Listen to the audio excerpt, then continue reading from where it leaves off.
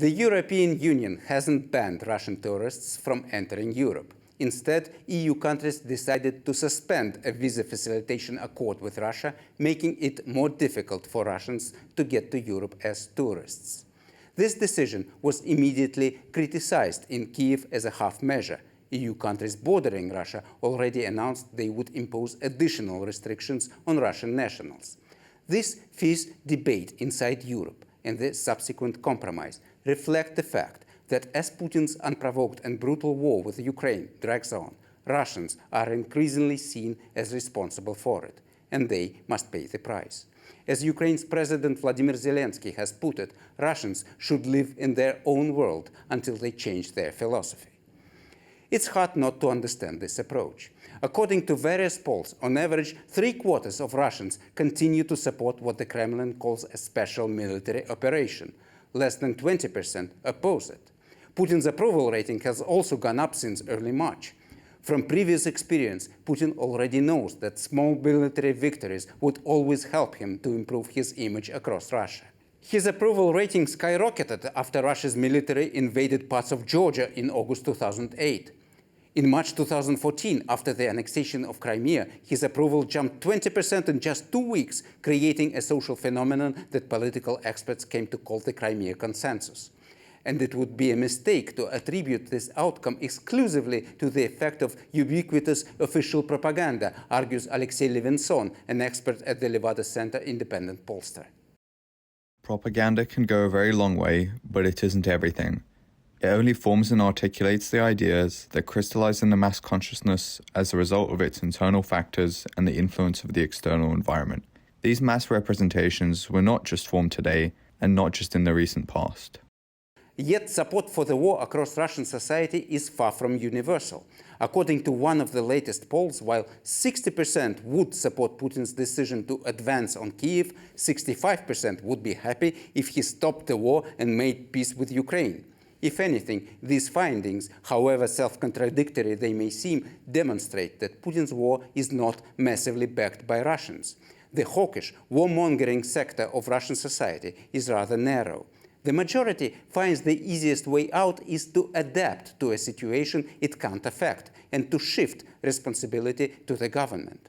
Adapting has always been a key tenet of social life in Russia, but now the situation is very different. People are adapting to horrible circumstances as their government destroys a neighboring country. It's true, though, that the specter of empire has been haunting Russia for many decades, if not centuries.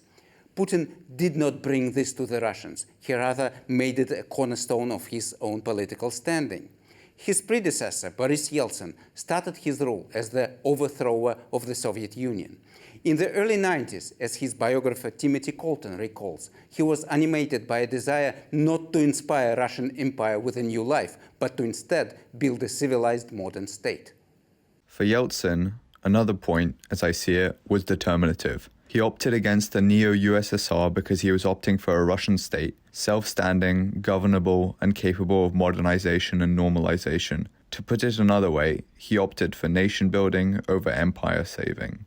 However, when Yeltsin's government started moving in this direction and launched ambitious economic reforms, the harsh socio-economic context almost immediately triggered this great power syndrome. And by the end of 1993, Yeltsin, as a leader, was surrounded by all kinds of populists grieving for Russia's past greatness. He succumbed, in part, to this pressure. His war in Chechnya was seen as a political response to imperial demand, and during his second presidential term, his line pivoted toward Soviet patterns and policies of the past.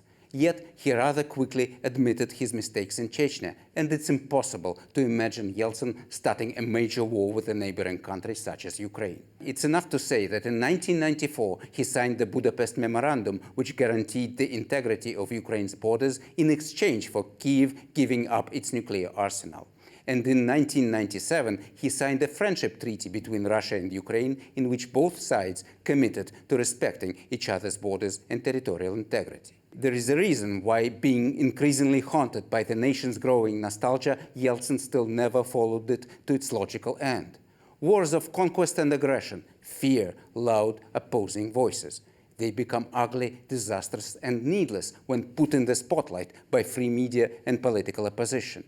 In the mid-90s, Yeltsin was unable to present his defeat in Chechnya, both moral and on the battlefield, as a victory, something that Putin is seemingly still able to achieve after his presumed blitzkrieg in Ukraine turned into a bloody stalemate with no end in sight. If Russia were a democracy, it would make sense to blame Russians for all the suffering their government has brought down on the Ukrainian people and for the fear it inspires in Europe. But Russia is a tyranny. Acceptance of Putin's war is shaped not only by massive propaganda, which resonates with the national sentiment and desire for recognition of the country's status as a great power, but also by repressions on a scale not seen even in late Soviet times. Activists and dissidents are jailed. All protesting voices are silenced. Opposition is destroyed. For more than the last 15 years, elections are rigged to create an illusion of unanimous support for Putin's ambition.